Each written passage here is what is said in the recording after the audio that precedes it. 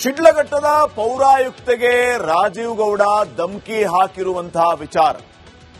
ಧಮಕಿ ಹಾಕಿದಂತ ಈ ರಾಜೀವ್ ಗೌಡನನ್ನ ಇನ್ನೂ ಕೂಡ ಅರೆಸ್ಟ್ ಮಾಡೋದಕ್ಕಾಗ್ತಾ ಇಲ್ಲ. ಯಾವ ವ್ಯವಸ್ಥೆಯಲ್ಲಿದ್ದೀವಿ ನಾವು? ಎರಡೆರಡು ಎಫ್ಐಆರ್ ಆಗುತ್ತೆ ಈತನ ವಿರುದ್ಧ. ಅಮಾನತ್ತು ಮಾಡಿ ಪಕ್ಷದಿಂದ ಆಚೆ ಹಾಕಿ ಕೈ ತೊಳೆದುಕೊಂಡ್ರು ಕಾಂಗ್ರೆಸ್ನವರು. ಆದ್ರೆ ಪೌರಾಯುಕ್ತೆಗೆ ಧಮಕಿ ಹಾಕಿದ್ನಲ್ಲ ಈ ರಾಜೀವ್ ಗೌಡ, ಈತನನ್ನು ಅರೆಸ್ಟ್ ಮಾಡುವಂತ ಕೆಲಸ ಇನ್ನೂ ಕೂಡ ಯಾಕೆ ಆಗ್ತಾ ಇಲ್ಲ? ಅಮಾನತ್ತು ಮಾಡಿದ್ರೆ ಮುಗಿದೋಯ್ತಾ? ಈ ಕಾನೂನು ಸುವ್ಯವಸ್ಥೆ ವಿಚಾರವಾಗಿ ಮಾತಾಡೋದಕ್ಕೆ ಕಾಂಗ್ರೆಸ್ನವರಿಗೆ ಏನಾದ್ರೂ ನೈತಿಕತೆ ಇದೆಯಾ ಅನ್ನುವಂತಹ ಪ್ರಶ್ನೆಯನ್ನ ನಾವು ಮಾಡಬೇಕಾಗುತ್ತೆ. ಈಗ ಒಬ್ಬ ಯಾವನೋ ರಾಜೀವ್ ಗೌಡನನ್ನ ಅರೆಸ್ಟ್ ಮಾಡೋದಕ್ಕೆ ಇಷ್ಟು ದಿನ ಬೇಕಾ? ಹಾಗಿದ್ರೆ ಆತನ ಹಿಂದೆ ಯಾರ ರಕ್ಷೆ ಇದೆ? ಯಾರ ರಕ್ಷಣೆಯಿಂದ ಆತ ಇಷ್ಟು ಆರಾಮಾಗಿ ಹೊರಗಡೆ ಓಡಾಡ್ತಾ ಇದ್ದಾನೆ? ಮಹಿಳಾ ಅಧಿಕಾರಿಗೆ ಹೆಂಗ್ ಬೇಕೋ ಹಂಗ್ ಮಾತಾಡಿ ಧಮಕಿ ಹಾಕಿ ಆತನ ಮೇಲೆ ಎಫ್ಐಆರ್ ಆಗಿದೆ, ಅರೆಸ್ಟ್ ಮಾಡುವಂತ ಕೆಲಸ ಆಗ್ತಾ ಇಲ್ಲ.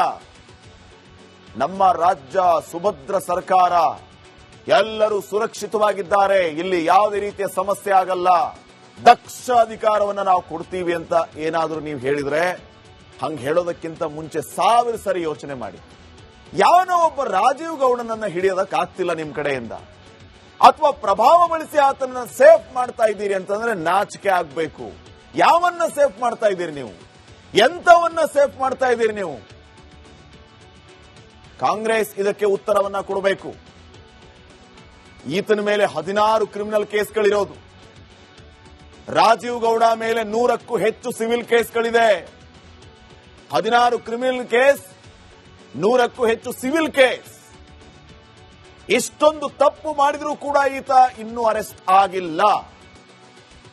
16 ಕ್ರಿಮಿನಲ್ ಕೇಸ್ಗಳಿರೋದು, 100 ಸಿವಿಲ್ ಕೇಸ್ಗಳಿರೋದು, ಮೇಲೆ ಪೌರಾಯುಕ್ತೆಗೆ ಫೋನ್ ಮಾಡಿ ಧಮಕಿ ಹಾಕೋದು, ಆದ್ರೂ ಕೂಡ ರಾಜೀವ್ ಗೌಡನ ಬಂಧನ ಇಲ್ಲ.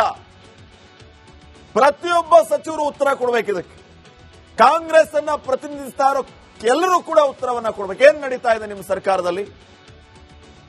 ರಾಜೀವ್ ಗೌಡ ರಕ್ಷಣೆಗೆ ನಿಂತಿರುವಂತ ಆ ಓರ್ವ ಪ್ರಭಾವಿ ಮಂತ್ರಿ ಯಾರು? ರಾಜೀವ್ ಪತ್ನಿ ಜೊತೆಗೆ ಚರ್ಚೆ ಮಾಡಿರುವ ಒಬ್ಬ ಹಿರಿಯ ಮಂತ್ರಿ. ಬಂಧನದಿಂದ ತಪ್ಪಿಸಿಕೊಳ್ಳೋದಕ್ಕೆ ಮಂತ್ರಿಯ ಮಾರ್ಗದರ್ಶನ. ಪ್ರಭಾವಿ ಮಂತ್ರಿಯ ಕಾರಣ ಪೊಲೀಸರು ಅಸಹಾಯಕರಾದ್ರ. ಆ ಪ್ರಭಾವಿ ಮಂತ್ರಿ ಈತ ಹೇಗೆ ತಪ್ಪಿಸ್ಕೋಬೇಕು, ಇದರಿಂದ ಹೇಗೆ ಪಾರಾಗಬೇಕು ಅಂತ ಹೇಳಿ ಮಾರ್ಗದರ್ಶನ ಕೊಡ್ತಾ ಇದ್ದಾರಂತೆ. ಹಾಗಲಕಾಯಿ ಬೇವಿನಕಾಯಿ ಸಾಕ್ಷಿ ಅನ್ನೋ ತರ. ಅವನಿಂದ ಇವರೆಲ್ಲರೂ ಕೂಡ ಆ ಕಡೆಯಿಂದ ಈ ಕಡೆ, ಈ ಕಡೆಯಿಂದ ಆ ಕಡೆ ಓಡಾಡು. ಆ ಪ್ರಭಾವಿ ಮಂತ್ರಿಯಿಂದ ಈ ಪೊಲೀಸರೆಲ್ಲ ಅಸಹಾಯಕರಾದ್ರ. ಈ ಕಾರಣಗಳಿಂದಲೇ ರಾಜೀವ್ ಗೌಡನ ಅರೆಸ್ಟ್ ಆಗ್ತಾ ಇಲ್ವಾ? ಸಾಧ್ಯವಾಗ್ತಾ ಇಲ್ವಾ? ನಮ್ಮ ಕರ್ನಾಟಕ ಪೊಲೀಸ್ ಬಗ್ಗೆ ನಮಗೆ ನಿಜಕ್ಕೂ ಹೆಮ್ಮೆ ಇದೆ. ಆದ್ರೆ ಇಲ್ಲೇ ಪಕ್ಕದ ಶಿಡ್ಲಘಟ್ಟದ ಈ ಧಮಕಿ ವೀರನನ್ನ ಅರೆಸ್ಟ್ ಮಾಡೋದಕ್ಕೆ ಯಾಕೆ ಆಗ್ತಾ ಇಲ್ಲ? ಈ ಹಿಂದೆ ನಾವು ಹಲವು ಉದಾಹರಣೆಗಳನ್ನು ನೋಡಿದ್ದೀವಿ. ವಿದೇಶದಲ್ಲಿ ಅಡಗಿ ಕುಳಿತಿದ್ದವರನ್ನು ಒದ್ದು ಎಳ್ಕೊಂಡ್ ಬಂದಿರೋದು ನಮ್ಮ ಕರ್ನಾಟಕ ಪೊಲೀಸ್. ಈ ರಾಜೀವ್ ಗೌಡ ಎಲ್ಲಿ ಸಿಕ್ಕಾಕೊಂಡಿದ್ದಾನೆ? ಎಲ್ಲಿ ಅಡಗಿ ಕೂತಿದ್ದಾನೆ? ಯಾಕೆ ಆತನನ್ನು ಎಳ್ಕೊಂಬರಕ್ ಆಗ್ತಾ ಇಲ್ಲ? ನೀವೇನಾದ್ರೂ ಪ್ರಭಾವಿ ಮಂತ್ರಿಯ ಪ್ರಭಾವದಿಂದಾಗಿ ಆತನನ್ನ ಏನು ಮಾಡದೆ ಸುಮ್ಮನೆ ಕೂತಿದ್ದೀರಿ ಅಂತಂದ್ರೆ ನಮಗೆ ನಿಮ್ ಬಗ್ಗೆ ಯಾವ ರೀತಿ ಭಾವನೆಯನ್ನ ವ್ಯಕ್ತಪಡಿಸಬೇಕು ಗೊತ್ತಾಗ್ತಾ ಇಲ್ಲ. ಸರ್ಕಾರ ಇನ್ಮುಂದೆ ಭದ್ರತೆಯ ವಿಚಾರದ ಬಗ್ಗೆ ಮಾತಾಡಬೇಕು ಅಂದ್ರೆ 1000 ಸರಿ ಯೋಚನೆ ಮಾಡಿ. ಯಾವ ವ್ಯವಸ್ಥೆಯಲ್ಲಿ ನಾವಿದ್ದೀವಿ? ನೆಕ್ಸ್ಟ್, ಶಿಡ್ಲಘಟ್ಟದ ಪೌರಾಯುಕ್ತೆಗೆ ರಾಜೀವ್ ಗೌಡ ಧಮಕಿ ಹಾಕಿರುವಂತಹ ವಿಚಾರ. ಧಮಕಿ ಹಾಕಿದಂತ ಈ ರಾಜೀವ್ ಗೌಡನನ್ನ ಇನ್ನೂ ಕೂಡ ಅರೆಸ್ಟ್ ಮಾಡೋದಕ್ಕಾಗ್ತಾ ಇಲ್ಲ. ಯಾವ ವ್ಯವಸ್ಥೆಯಲ್ಲಿದ್ದೀವಿ ನಾವು? ಎರಡೆರಡು ಎಫ್ಐಆರ್ ಆಗುತ್ತೆ ಈತನ ವಿರುದ್ಧ. ಅಮಾನತ್ತು ಮಾಡಿ ಪಕ್ಷದಿಂದ ಆಚೆ ಹಾಕಿ ಕೈ ತೊಳೆದುಕೊಂಡ್ರು ಕಾಂಗ್ರೆಸ್ನವರು. ಆದ್ರೆ ಪೌರಾಯುಕ್ತೆಗೆ ಧಮಕಿ ಹಾಕಿದ್ನಲ್ಲ ಈ ರಾಜೀವ್ ಗೌಡ, ಈತನನ್ನ ಅರೆಸ್ಟ್ ಮಾಡುವಂತ ಕೆಲಸ ಇನ್ನೂ ಕೂಡ ಯಾಕೆ ಆಗ್ತಾ ಇಲ್ಲ? ಅಮಾನತ್ತು ಮಾಡಿದ್ರೆ ಮುಗಿದೋಯ್ತಾ? ಈ ಕಾನೂನು ಸುವ್ಯವಸ್ಥೆ ವಿಚಾರವಾಗಿ ಮಾತಾಡೋದಕ್ಕೆ ಕಾಂಗ್ರೆಸ್ನವರಿಗೆ ಏನಾದ್ರೂ ನೈತಿಕತೆ ಇದೆಯಾ ಅನ್ನುವಂತಹ ಪ್ರಶ್ನೆಯನ್ನ ನಾವು ಮಾಡಬೇಕಾಗುತ್ತೆ. ಈಗ ಒಬ್ಬ ಯಾವನೋ ರಾಜೀವ್ ಗೌಡನನ್ನ ಅರೆಸ್ಟ್ ಮಾಡೋದಕ್ಕೆ ಇಷ್ಟು ದಿನ ಬೇಕಾ? ಹಾಗಿದ್ರೆ ಆತನ ಹಿಂದೆ ಯಾರ ರಕ್ಷೆ ಇದೆ? ಯಾರ ರಕ್ಷಣೆಯಿಂದ ಆತ ಇಷ್ಟು ಆರಾಮಾಗಿ ಹೊರಗಡೆ ಓಡಾಡ್ತಾ ಇದ್ದಾನೆ? ಮಹಿಳಾ ಅಧಿಕಾರಿಗೆ ಹೆಂಗ್ ಬೇಕೋ ಹಂಗ್ ಮಾತಾಡಿ ಧಮಕಿ ಹಾಕಿ ಆತನ ಮೇಲೆ ಎಫ್ಐಆರ್ ಆಗಿದೆ, ಅರೆಸ್ಟ್ ಮಾಡುವಂತ ಕೆಲಸ ಆಗ್ತಾ ಇಲ್ಲ.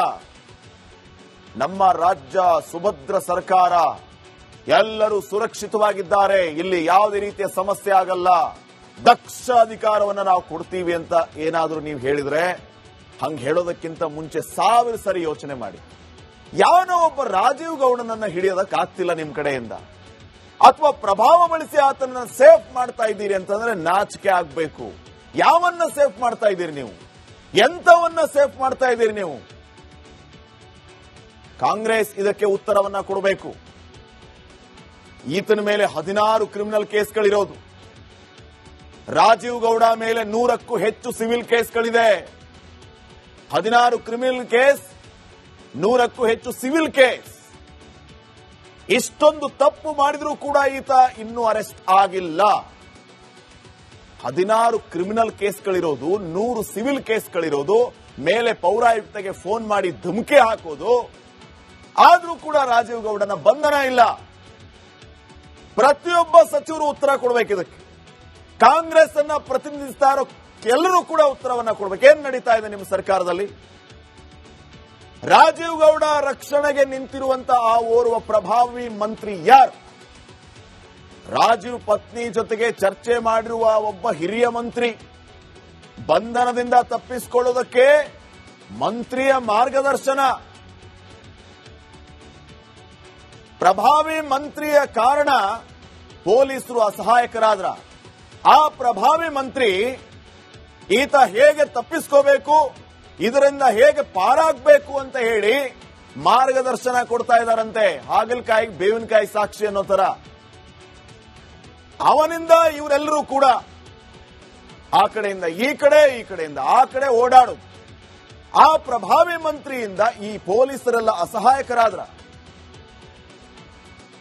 ಈ ಕಾರಣಗಳಿಂದಲೇ ರಾಜೀವ್ ಗೌಡನ ಅರೆಸ್ಟ್ ಆಗ್ತಾ ಇಲ್ವಾ? ಸಾಧ್ಯವಾಗ್ತಾ ಇಲ್ವಾ? ನಮ್ಮ ಕರ್ನಾಟಕ ಪೊಲೀಸ್ ಬಗ್ಗೆ ನಮಗೆ ನಿಜಕ್ಕೂ ಹೆಮ್ಮೆ ಇದೆ. ಆದ್ರೆ ಇಲ್ಲೇ ಪಕ್ಕದ ಶಿಡ್ಲಘಟ್ಟದ ಈ ಧಮಕಿ ವೀರ್ನನ್ನು ಅರೆಸ್ಟ್ ಮಾಡೋದಕ್ಕೆ ಯಾಕೆ ಆಗ್ತಾ ಇಲ್ಲ?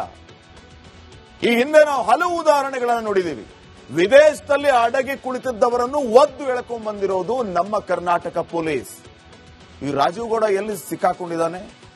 ಎಲ್ಲಿ ಅಡಗಿ ಕೂತಿದ್ದಾನೆ? ಯಾಕೆ ಆತನನ್ನು ಎಳ್ಕೊಂಬರಕ್ ಆಗ್ತಾ ಇಲ್ಲ? ನೀವೇನಾದ್ರೂ ಪ್ರಭಾವಿ ಮಂತ್ರಿಯ ಪ್ರಭಾವದಿಂದಾಗಿ ಆತನನ್ನ ಏನು ಮಾಡದೆ ಸುಮ್ಮನೆ ಕೂತಿದ್ದೀರಿ ಅಂತಂದ್ರೆ ನಮಗೆ ನಿಮ್ ಬಗ್ಗೆ ಯಾವ ರೀತಿ ಭಾವನೆಯನ್ನ ವ್ಯಕ್ತಪಡಿಸಬೇಕು ಗೊತ್ತಾಗ್ತಾ ಇಲ್ಲ. ಸರ್ಕಾರ ಇನ್ಮುಂದೆ ಭದ್ರತೆಯ ವಿಚಾರದ ಬಗ್ಗೆ ಮಾತಾಡಬೇಕು ಅಂದ್ರೆ 1000 ಸರಿ ಯೋಚನೆ ಮಾಡಿ. ಯಾವ ವ್ಯವಸ್ಥೆಯಲ್ಲಿ ನಾವಿದ್ದೀವಿ? ನೆಕ್ಸ್ಟ್